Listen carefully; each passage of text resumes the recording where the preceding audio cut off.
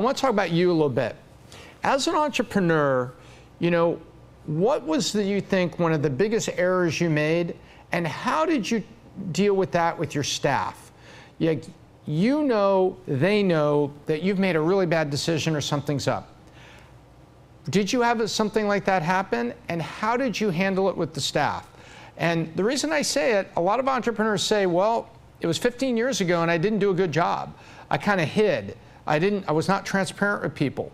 Today, I would do it differently like this. So regardless of what happened, can you give us an example like that? Because the people that are watching, they want to learn. And one of the best ways to learn, like medical research is not to know what works as much as to know what doesn't work and why didn't it work.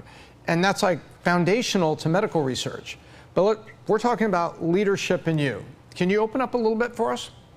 Yeah, for sure. So I can actually pinpoint very clearly the biggest mistake I've made, which is we were fortunate to be able to raise a lot of money very quickly with Ezra, in large part thanks to the prior success that I had and the investors I had made money. So it was relatively easy for me to go out and raise money.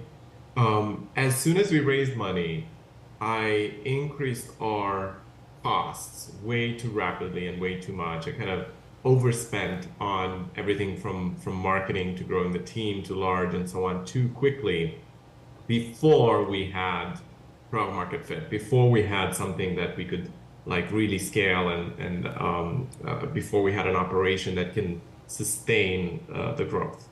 That was my kind of biggest mistake. So kind of what I would caution founders is try to keep things as bootstrapped, as small as possible until one sees escape velocity in growth.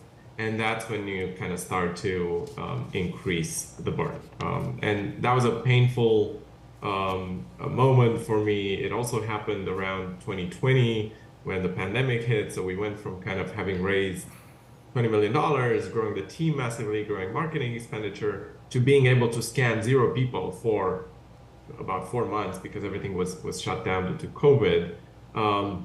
And it kind of took a lot of reflection to undo that and become more grounded in the product development and science and R&D and keep things slow. And then kind of we rebuilt from there, and now we have a pretty incredible business. How did you talk with your leadership team and then with the rank and file of your company when that happened? It was hard. It was, I had to basically go and say, hey, I made a mistake. We spent too much. We overhired. We are spending way too much on marketing, and not doing a pretty good job at it. We need to redo all of this. And it was a painful process. I was mentioning the value of board members earlier on.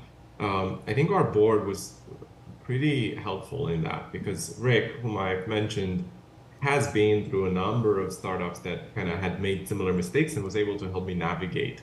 So I think not necessarily board members, but people who, it's really important to have around you, people who can advise, who have a little bit more gray hair. I have some gray hair now, but there are folks out there who have a lot more than I do, and I've started surrounding myself with that. There you go.